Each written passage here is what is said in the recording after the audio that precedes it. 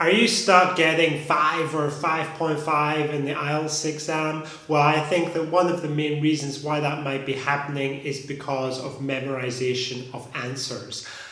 In the decades that I have been teaching IELTS to people, I have seen thousands of candidates make this very simple mistake, especially amongst Chinese students. They tend to think that memorizing answers is the way to go, and they think of it as a kind of preparation. You know, if they can memorize the answer in part 1 and they can memorize their talk in part 2, then they think they're going to be all right. You know, part 3, everybody knows that memorization isn't really possible, but the idea is, you know, if we get part 1 and part 2 memorized, or at least mostly memorized, then I think we'll be okay.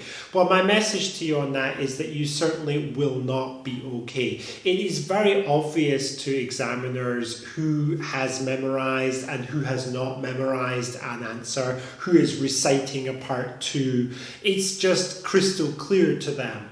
And the contrast between the kind of answers that you would give in part 1 and part 3, whether or not they're memorized. Like, for example, if the part 1 is memorized, the part 2 is memorized, and then the part 3 is more like unprepared, then the contrast will be night and day. You know, apart from that, you can easily tell from the tone of someone's voice, the level of vocabulary they use, their grammatical structures compared to part 3. All of these things are very, very potent clues which let the examiner know that someone has remembered their answers. And this is really the path to failure.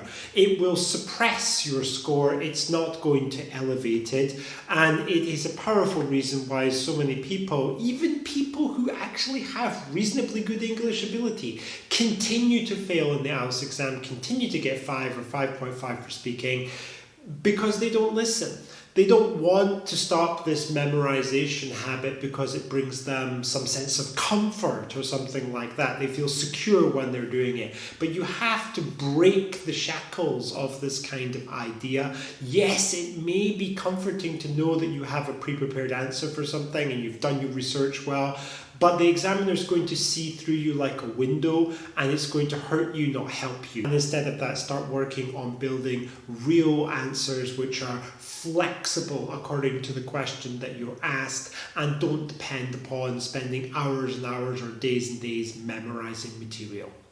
Alright, well, I hope people found this video helpful, and I will see you soon in the next one.